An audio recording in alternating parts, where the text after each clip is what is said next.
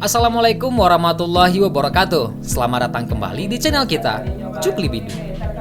Oke, setiap daerah di Indonesia ini memiliki kesenian yang berbeda-beda. Banyaknya kesenian tersebut menjadikan setiap daerah mempunyai ciri khas tersendiri. Salawat Dulang adalah salah satu dari kesenian tersebut yang dimainkan di Sumatera Barat. Oke, sebelum kita lanjut, jangan lupa klik tombol subscribe di bawah ini dan aktifkan lonceng notifikasinya agar kamu tidak ketinggalan informasi menarik lainnya yang ada di channel ini. Bagikan ke media sosialmu juga ya, bersama kita berbagi informasi menarik lainnya yang ada di Minangkabau. Oke, kita langsung saja membahas tentang Salawat Dulang. Salawat Dulang atau Salawai Dulang adalah sastra lisan Minangkabau yang bertemakan Islam.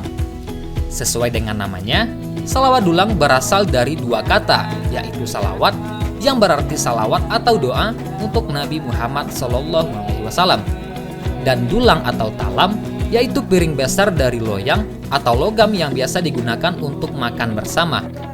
Kesenian ini dipertunjukkan oleh minimal dua kelompok yang saling bergantian diiringi tabuhan pada dulang, yaitu nampan kuning dengan diameter 65 cm.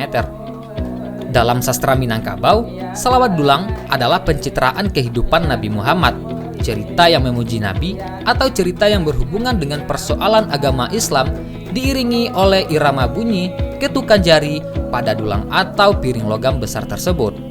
Oke, jadi menurut sejarahnya, salawat dulang berasal dari banyaknya ahli agama Islam Minang yang belajar ke Aceh. Di antaranya adalah Syekh Burhanuddin. Ia kemudian kembali ke Minang dan menetap di Pariaman. Dari daerah itu, Islam menyebar ke seluruh wilayah Minangkabau.